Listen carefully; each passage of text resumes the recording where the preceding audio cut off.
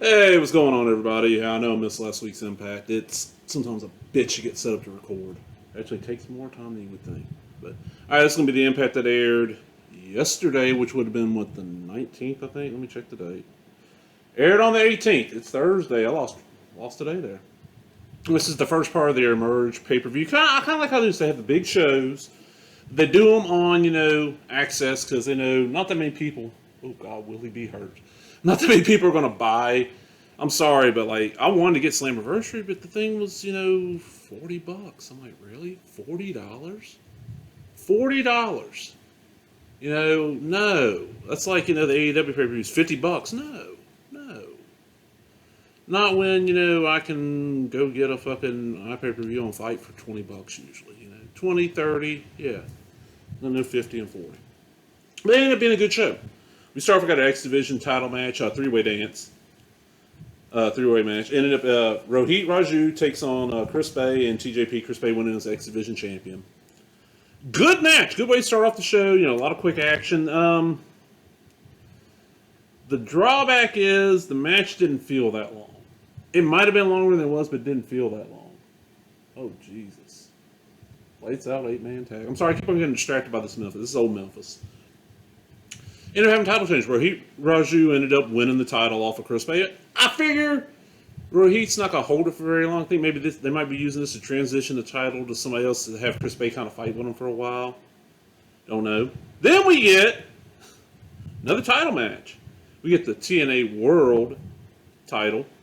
It's their heavyweight title. And it's Moose, champion, taking on Trey from the Rascals. Trey's showing a lot of potential here as a little singles wrestler. He's been all over the place. This was a decent match.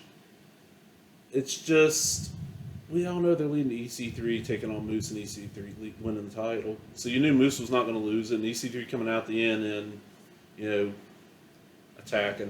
You kind of knew that was coming. All right, then we get a tag match, and this is going to be Ace Austin and Madman Fulton. A pretty decent little tag team. Really surprised me how decent they are. Taking on the Good Brothers, which is Doc Gallows and Carl Anderson. Oh, man, I don't know. It's weird. The Good Brothers, or whatever you want to call them, they're decent in New Japan. The little bit of their stuff I saw in WWE was pretty good. Carl Anderson's a damn good tag worker. And Luke Gallows, he's decent, but here, I don't know, something's missing. I'm just going, I don't care. I don't care at all. I like Ace Austin and Madman Fulton, and I like Gallows and Anderson, but their TNA Impact run so far, I just don't give a shit. And of course, we're going to get a match, at Wrestle House. Wrestle House's storyline this week was the Diener's beers were missing. Larry D is now Lawrence D, and he was going, like, he's sophisticated, but he looked like a really fat Jericho. There's a picture, somebody got a screenshot of him standing in front of a fridge. He looks like a really, really fat Jericho. It's great. Oh, man, that shine is horrible. I'm sorry about that. You know what? Here. What we got? There we go. Sorry about that. I didn't realize the lights were hitting that. So I just looked and was like, ooh. So our match on Wrestle House was Kylie Ray taking on Talia Valkyrie. Good match. Love Kylie Ray, love Talia.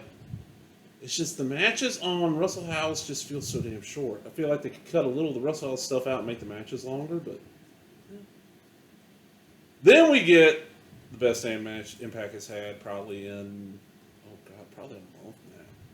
And it was the Impact World Tag Team Title match. The champions of Motor City Machine Guns, which Chris Sabin and Alex Shelley are taking on Ethan Page and Josh Alexander, the North. Damn. I mean, just damn. I forgot how when you put the Motor City Machine Guns in there with a good team that knows what the hell they're doing, you can get an amazing match. And that's what we got. This was so good. Is that the best match on Impact in quite a while? And probably the best match I've seen on a Fed that actually has nationwide TV and a good while. Now, I do not watch any of the WWE nationwide TVs. I watch Ring of Honor, MLW, Impact. I'm trying to think of any other big Fed that has nationwide. That's about it. I don't watch AEW either. Amazing match. Even if you don't watch the rest of the show, that match is worth tracking down on its own. Overall, I mean, your worst match was the tag with the Good Brothers and Ace Austin and Madman Fulton. Something about it just did not work worth a shit. But it was a way better Impact it's been in quite a while because you got longer matches. Russell House felt shorter this week. Like they didn't have as much of it. I didn't think they were going to have any Russell House this week. Would be in, kind of a pay-per-view. Next week's the second half of the merge. So I enjoyed the hell of it. I give this Impact a B plus. B plus. You know what? I'm gonna go ahead and throw this in there. Hold on a second.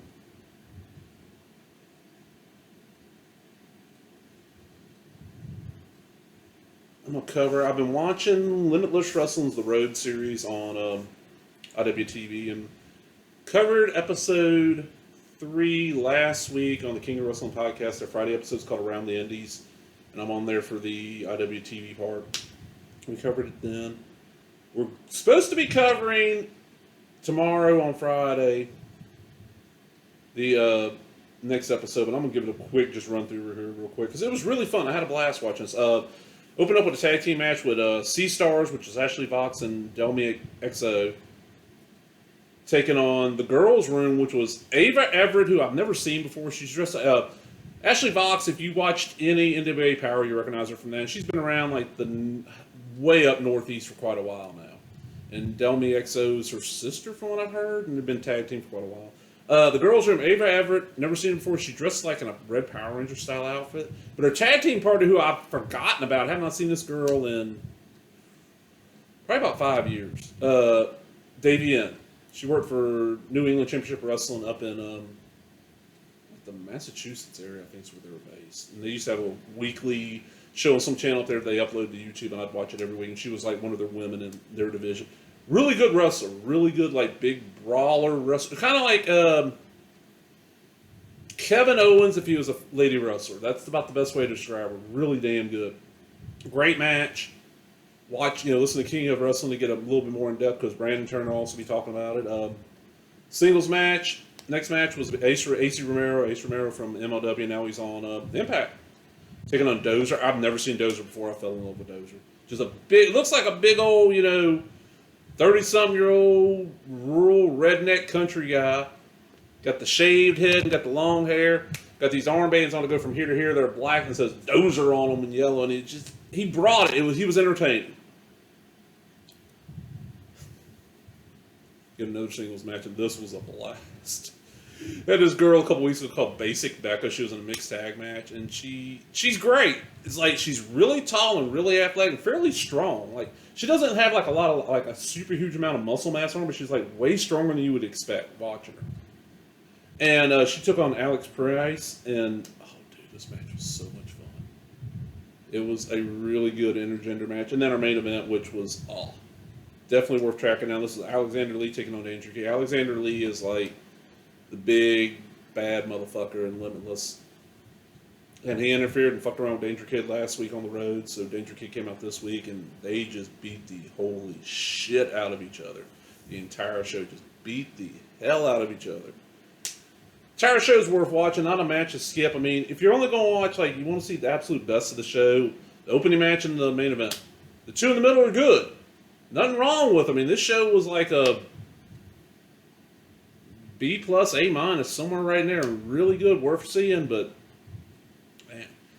That's it for now. I'll be back next week with Impact and maybe something else I was going to wind up watching. I got a couple other things I have watched, but I'm saving those for the podcast. So remember, if you want to see more, hear more of me talking indie wrestling, and hear Brandon Toner, the host with the most, look for King of Wrestling podcast on, what is it? Apple, Stitcher. I listen to it on Podcast Addict. There's all kinds of ways to find it. I think it's hosted on Podbean. But I'm out. Talk to everybody later. Hey, look, it's Cornette. Look, it's Cornette, man. Look at that. Isn't that amazing? That's how I'm going to end this. And I may not be able to whip anybody else, but I guarantee you one thing.